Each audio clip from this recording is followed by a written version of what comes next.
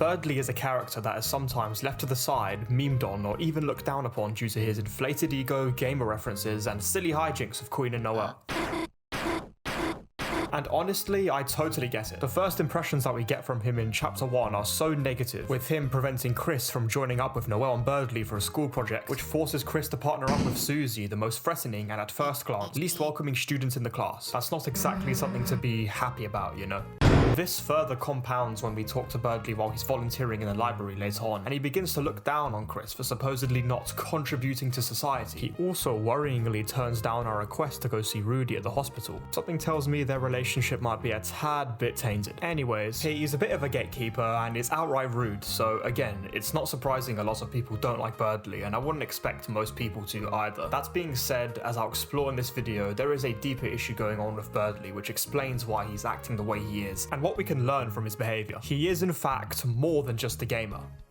Starting off with the beginning of chapter 2, which is where we really learn about the bird. Berdly promptly interrupts Noelle from reading out an extract in a book during a class, because he thinks that he needs to help Noelle out. Help Noelle out with reading, apparently. This is one of the ways that we see Berdly try to prove his intelligence to Noelle, the second best student in the class in his words, and something we'll see a lot more from Berdly later on, when really he's just being pretentious, leading to Kris falling asleep, which allows us to speed up Berdly's manifesto speech, because let me tell you, nobody wants to listen to that. And then after some time of world building and character introductions, we see Berdly again, this time in the dark world on the evil queen side. Berdly and Noelle are meant to study in the computer lab, but that is of course where the entrance to the cyber world is, so they both must have fallen in. Anyways, Berdly gives a speech about his desire to create a world that would be for smart people only, a smartopia in his own words, and is willing to follow in Queen's footsteps to do so. He ignores any possibility that this plan may be a fluke and that he is being manipulated, as pointed out by Rouse, and instead continues on with his multiple delusions, such as thinking that Kris is jealous of Berdly, when we all know that Kris has no reason to be. He even asks Kris to join their side, as he apparently sees potential in Kris, but this doesn't match up to Berdly's attitude towards Kris in chapter 1. Perhaps Berdly is only asking Kris to join their side as Kris is currently the only known character that is able to seal and create dark fountains, meaning that Queen would want to prevent Kris from sealing the library fountain and use Kris to create more, but this is just an assumption. It's also likely that Berdly wishes to join in on Queen's plan because that means being able to spend more time with Noelle, as the plan involves capturing her essentially. Sounds pretty messed up if you ask me. After destroying Berdly's car and moving on to the cyber world, we start to see Queen already being sick of Berdly and chooses to hide from his presence the minute she hears his voice. Although an incredibly funny scene, this does leave Berdly alone with Kris, where Berdly gets defensive when Kris asks him where Noelle and Queen are. You can tell he's feeling left out, but tries to reason with himself by saying that Queen and Noelle are probably waiting for him on the title screen of a video game. Although Berdly greatly looks up to Queen, the feeling is not mutual, and this leaves Berdly pretty left out throughout the cyber world. We see this later on in the city when Kris and Queen are alone together, giving Queen an opportunity to indirectly vent about Berdly's ego and his enthusiasm for Queen. He's enthusiastic to the point of making a golden statue with the two of them, something that Queen is unable to compliment Berdly for because she quite simply does not care. Queen only sees Berdly as a pawn to carry out her dirty work, such as stopping the Lightners from freeing Noelle, and Berdly is simply too naive to realize this. Not only that, but he wants to feel important, so even if he was self-aware that he's being used, he may only see this alliance with Queen as a necessary path to take in order to finally be important and match his life expectations. More on this later. Another pattern that we notice from Berdly is that he has a very strict way of valuing other people. He looks up to Queen and Noelle as if they are the greatest people around. He has a crush on Noelle, sure, but he always looks to Noelle when it comes to doing things together, such as studying, and no one else, which isn't a healthy relationship dynamic to have. Noelle is, at this point in the game, Berdly's only friend, someone that Berdly looks up to greatly, and nobody else. On the flip side, Berdly treats everyone else like they are a lesser being, like they are not allowed to be interacting with Berdly on the same level as him, and that they are inferior, even if the character in question hasn't done anything wrong, just like Kris. He doesn't have a grey area when it comes to judging people. They are either valuable or they are not, no in between. This kind of behavior is what is known in psychoanalysis as the authoritarian personality, a person who has extreme respect for authority and is more likely to be obedient to those who hold power over them, such as Queen. We see Berdly time and time again respect Queen despite her very obvious neglect and ignorance, but Berdly does not care. He has been completely won over and rarely stops to think about how he is being used, aside from the one scene where Kris and Berdly Berdly talk about forming a little truce. Later on in the story, we approach Berdly again, this time with Noelle, as we try to solve a puzzle that allows us to pass through the Cyber City. While we try to do this, Berdly blabbers on about poor sweet Noelle and what he can do to save her, as Noelle hasn't been found by Queen and Berdly yet. He is adamant that Noelle is the damsel in distress and Berdly is the hero of the story, even though we all know that the real heroes are Kris, Susie and Rousey.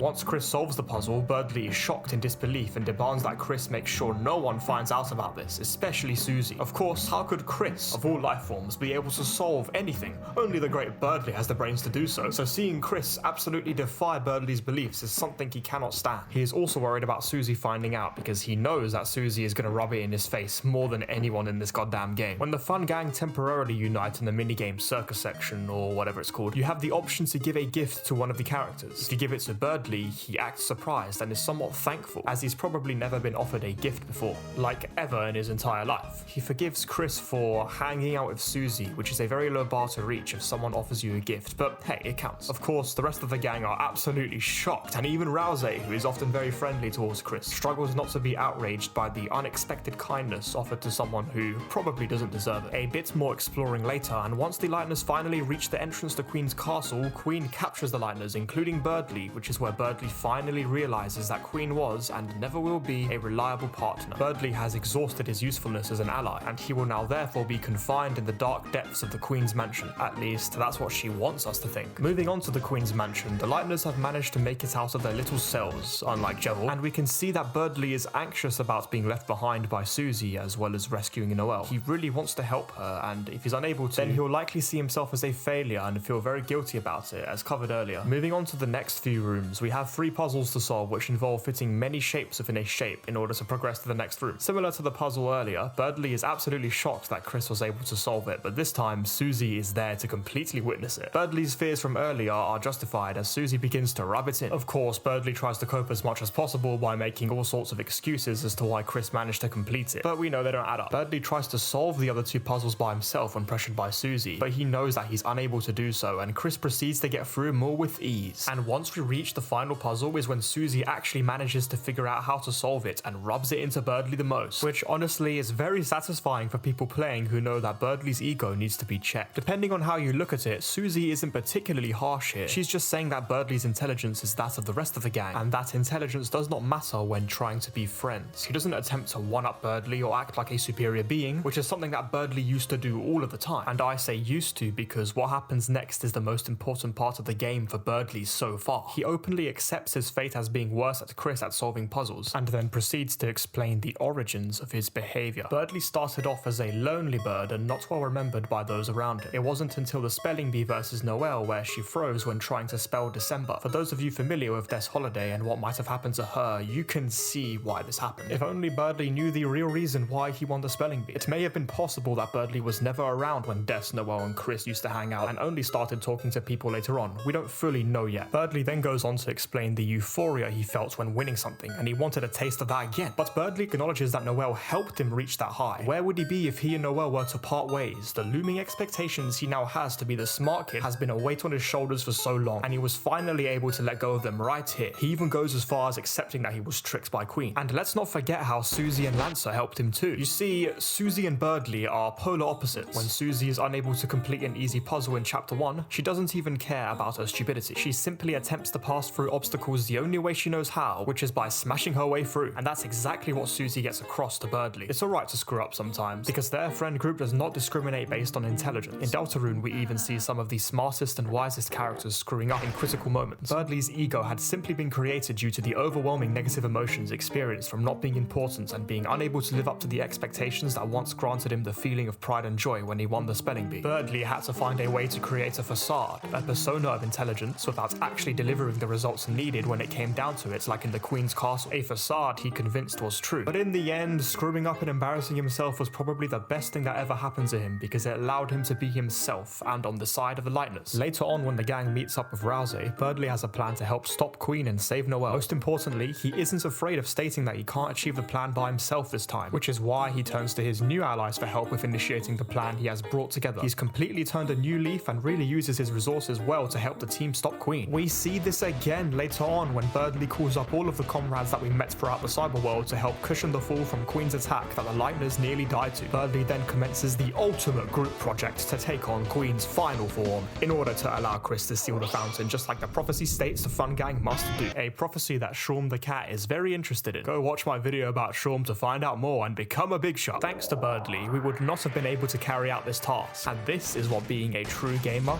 really is about. Another true gamer move by Berdly is when he emerges from the cyber sky to bestow upon Noelle an ultimate truth. He says sorry for joining on the evil Queen side, which Noelle understands because he simply had good intentions for the both of them. But actually, Berdly seems to have something else in mind here. I really value your friendship, okay? So I felt I had to pretend to reciprocate those feelings.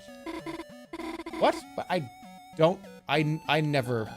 Furthermore, I think that I may have discovered someone else for me. Huh? Please don't be jealous. Of Susie.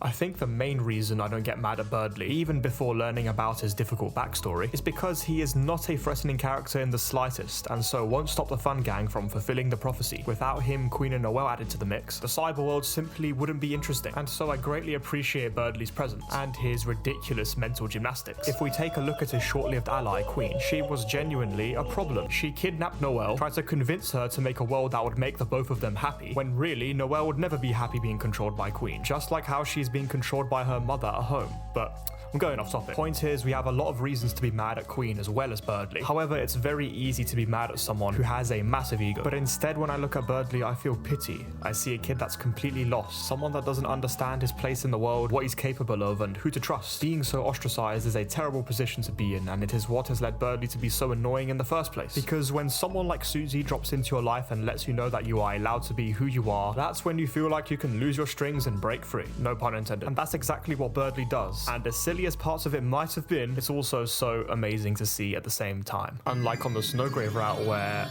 all of the character developments I talk about do not happen. Instead, what happens is very different.